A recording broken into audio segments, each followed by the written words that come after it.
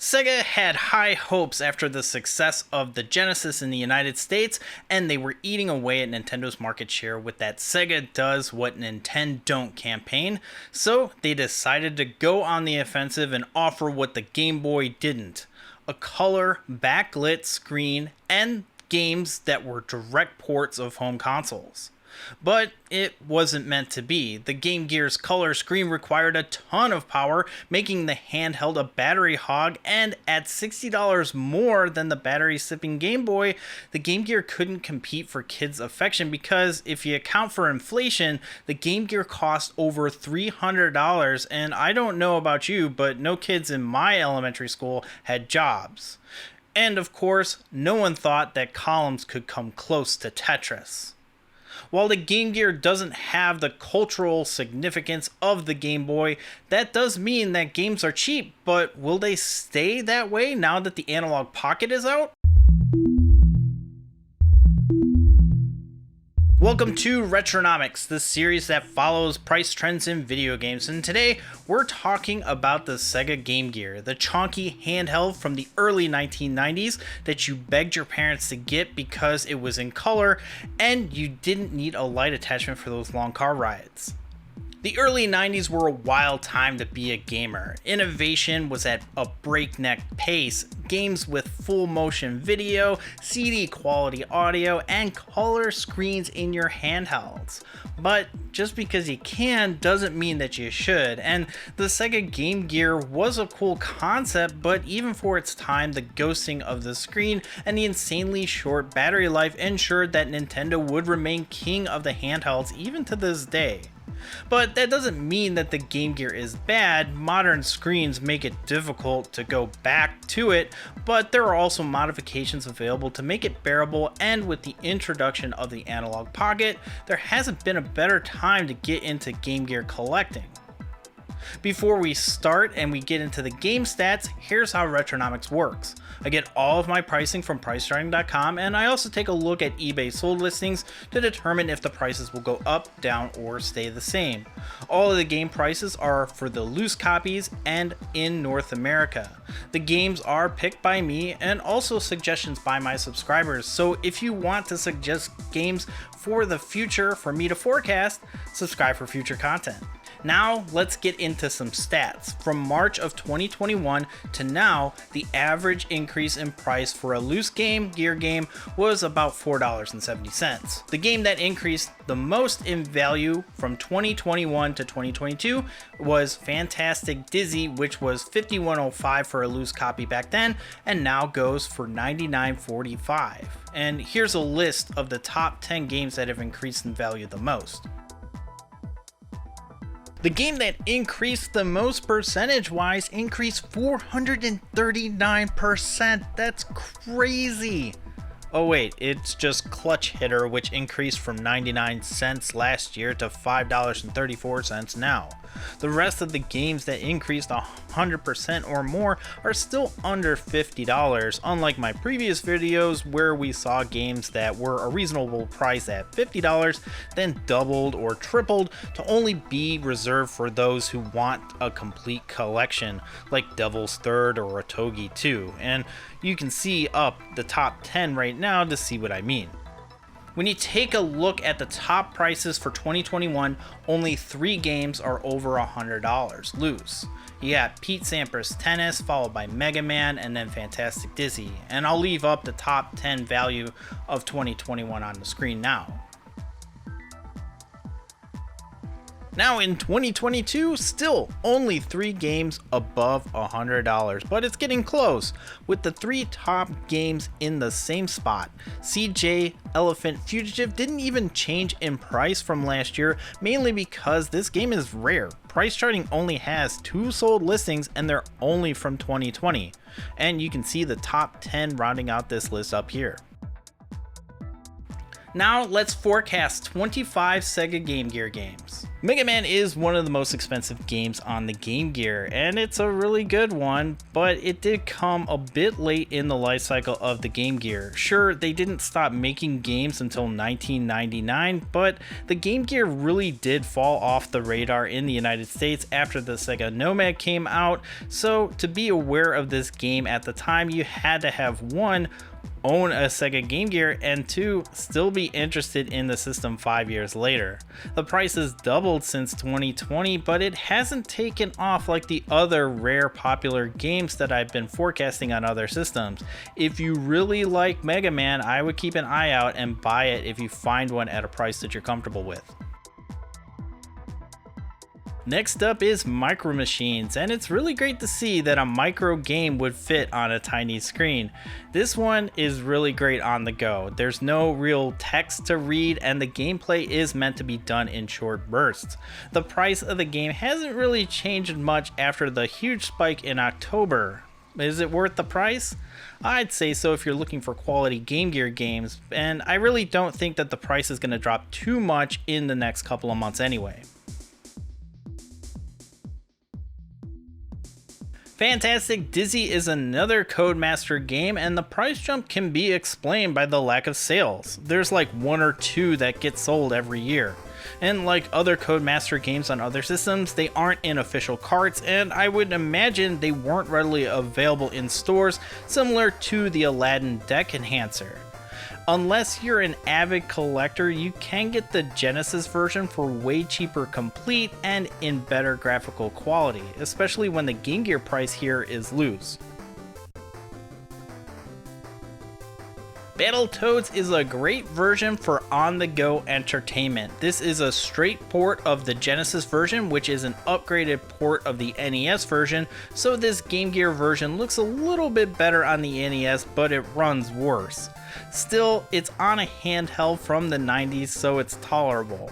A loose copy has remained consistent in price after the initial jump in value at the end of 2020. I'd buy it now or wait. Battletoads doesn't have the same meme power that it did back in the day. Urban Strike is a popular console game that doesn't really scale down to a tiny handheld screen.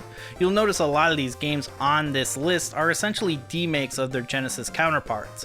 It's still impressive for the time, but it is kind of difficult to get used to with everything going on the screen. The price of a loose copy has remained consistent for the past couple of years and actually tends to dip from time to time. Kind of pricey for a Game Gear game, but it has a lot going for it, good or bad. Road Rash is one of my favorite Game Gear games, and this is a scaled down port of the console version, but it does a really good job to fit what it can on the small screen. There's not a lot to say about this game. You ride a motorcycle in illegal street races, and you hit each other off bikes, avoid the cops, and you win money to make your bike better and enter in more difficult races. It's great, and it's starting to rise a bit, so I would snag it now while the price is still under $20. Super Off-Road is a top-down racing game similar to RC Pro-Am and Micro Machines. It's a fun port of the arcade game, and it's inexpensive compared to the Atari Lynx version. This game came out on all of the platforms during the time, and it's a good portable game for less than $20. Seems like a no-brainer if you're looking for good Game Gear games. Sonic the Hedgehog Triple Trouble is an inexpensive, exclusive Game Gear game, but they tried really hard to up the graphical fidelity, and the gameplay suffered as a result. Sonic 2 is the better Sonic Game Gear game in my opinion, but this one has been rising steadily in value in the past couple of months. But it's so inexpensive that the increases don't seem too painful. If you're a big Sonic fan and haven't played it before, it's still worth the cost to see the quality for yourself. Ninja Gaiden is closer to the arcade version than the NES version. The sprites are a bit bigger for the smaller screen, but it plays like a Ninja Gaiden game. Not the best Shinobi style game, but for the price I'd keep an eye on this one as it is starting to go over $30. Speaking of Shinobi games, Shinobi 2 Silent Fury is a great game, and it's cheaper than Ninja Gaiden, and in my opinion a bit better on the platform. The name Shinobi doesn't have as much brand recognition as the Ninja Gaiden series, so some of the games in the Shinobi series are less expensive, but this game is starting to trend up just a bit, but it's still inexpensive enough where it is an impulse buy in today's game collecting market anyway. Everybody should know what Paperboy is, but the Sega Game Gear, Master System, and Lynx ports have really great graphics and are inexpensive to boot.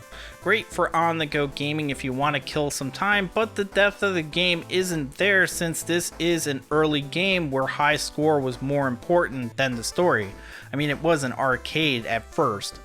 I'd pick this one up over the NES version any day, especially for the price. Bobble is a really close arcade port and it's great on the go. The price reflects that desire. It peaked in price in June of last year and it fluctuates from time to time. And I would pick this game up now. I don't really expect it to take off, but this might be the cheapest it will be for the foreseeable future. I can't give you all expensive games, and Tails Adventure is one of the more expensive games on the platform. It has Tails instead of Sonic starring, and it was released in 1995, which in my opinion was the last year that the Game Gear was relevant in the United States. The gameplay is different than traditional Sonic the Hedgehog games, so the price reflects people seeking out a unique game that's exclusive to the Sega Game Gear. Don't expect the price dropping anytime soon. In fact, it is on its way to being Game Gear's 4th game over $100, with some sold listings already hitting that mark. So if you see it for less than that, I suggest buying it now. Streets of Rage 2 is another console demake for the Sega Game Gear, and it's pretty good for a beat 'em up on the go. Still, it is a watered down version of the Sega Genesis version, but for around $20, it's good if you want to pad out your collection with games that you actually want to play. There was a slight bump in February, but now it's back down to where it's been since the start of the pandemic. So if you like these types of games, pick it up. Did I mention a lot of these games are demakes? Castle of Illusion starring Mickey Mouse is no exception. If you've played the Genesis version, you're not really missing much by getting the Game Gear version. But hey, it's still a good game even if it's a bit watered down and it's inexpensive. Much less so than the Master System version, which is about the same with a little bit more graphical fidelity. I don't think that we'll see this game become unobtainable anytime soon.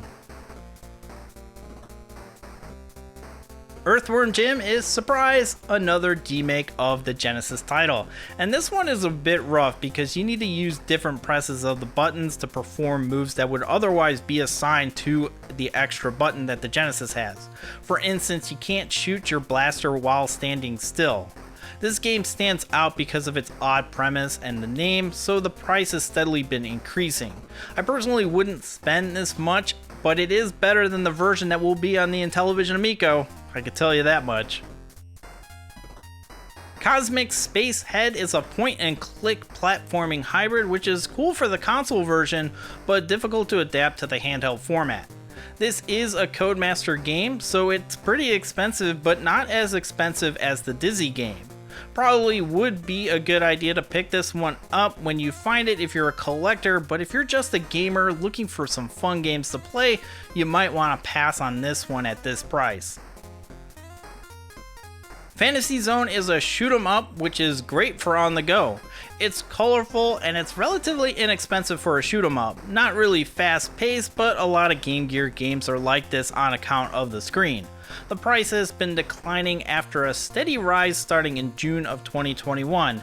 I'd probably hold off just a bit to see if the price drops a little more, but the price is something that I would pay for it. Axe Battler: A Legend of Golden Axe is an interesting take on the Golden Axe series. It's kind of like the Adventure of Link, top-down overworld, but encounters are in 2D. An interesting concept that fits on the mobile platform. Games with heavy text and a small screen don't translate too well, but this manages to work. This game is almost doubled in value in the past couple of months, so if you want to get in before it gets too high, I'd suggest buying it now. Arena Maze of Death is an isometric adventure which is graphically impressive for a handheld, but has some cryptic gameplay elements that require some effort to learn to navigate. The name of the game and the interesting gameplay elements have attracted the attention of speculators, so the price has been rising since the start of the pandemic, with a number of sold listings going for over $100. I would pick it up now if you're looking for a complete set, because it probably won't come down in price anytime soon.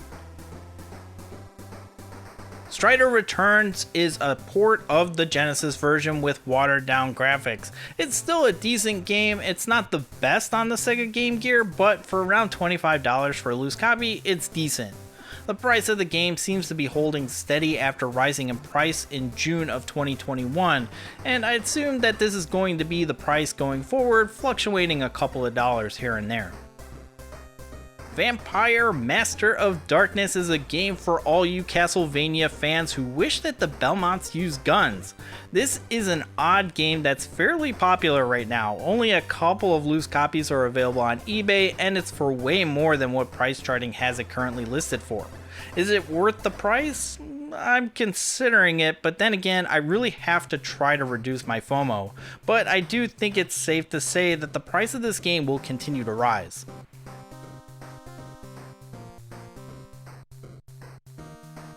Rise Star is a port of the Sega Genesis version, which is fetching a high dollar itself. The game has been rising in price recently since December, most likely due to the Analogue Pocket finding its way into people's hands.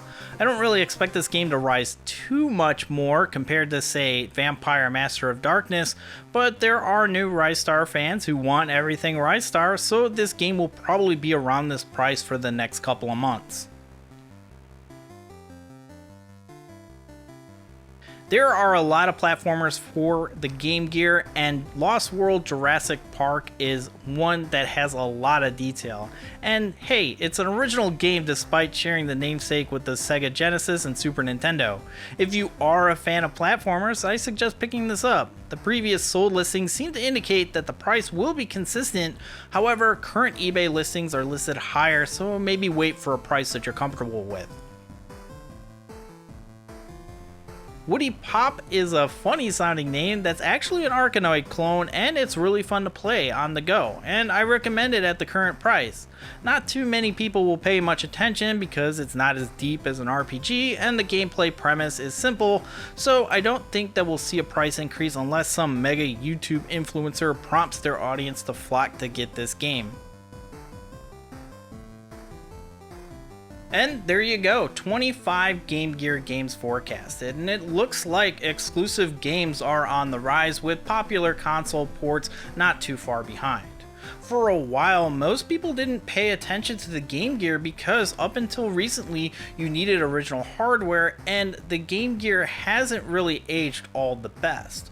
Finding an original Game Gear isn't that difficult, but almost all Game Gears have leaky capacitors, which requires some soldering know-how to resolve, provided that the board wasn't destroyed in the process. Even after a capacitor replacement, the screen is acceptable, but if you're used to modern handhelds like the Nintendo Switch or the PlayStation Vita, then there are options that have been released in the past couple of years to modernize the Game Gear and make it easy to install as well. I went to town on mine, putting it in a smoke shell, replacing the soundboard with a modern pre-cap solution, and replacing the power adapter with the USB-C option, which allows me to simply plug in a modern cable instead of finding a bulky adapter. And now I can just plug the system into a portable battery bank and not have to worry about AA batteries ever again. There's even a rechargeable battery option that fits in the battery bay to make the Game Gear usable in the modern age. Of course, now you can go the FPGA route with the Mega SG and the Game Gear adapter from Analogue if you want to play on the TV, or you can play portably and on the TV with the Pocket and Game Gear adapter from Analogue.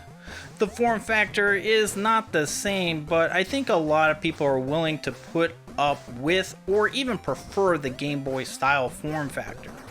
While it may seem like the Pocket would affect the prices, it only seems to affect certain games, and game prices were already steadily increasing before the Pocket was delivered, which is in line with the rest of the game prices that I've covered on this channel. Usually this is where I mentioned that you could also get a flash card, but unfortunately due to the recent war in Ukraine, the sole creator of the Game Gear flash card, Crix, has had to abandon operations, so restocks are kind of sporadic at this time. I actually got one just a couple of days ago. And yes, you can emulate either on PC, Raspberry Pi, or the Mister Project, but hey, if you're looking at this video, chances are you're looking to buy the real thing. Let me know if you have always been a Game Gear collector, or if you're just planning on getting into the space because of the new solutions like the Analogue Pocket and screen mods. That's going to do it for this video. If you liked it, give it a like, leave a comment, and share it with those who might find it interesting. And if you're new here, consider subscribing for future content. You can follow me on Twitter and Instagram at Nicktendo. Thanks so much for watching. I'm Super Nicktendo, and I'll see you next time.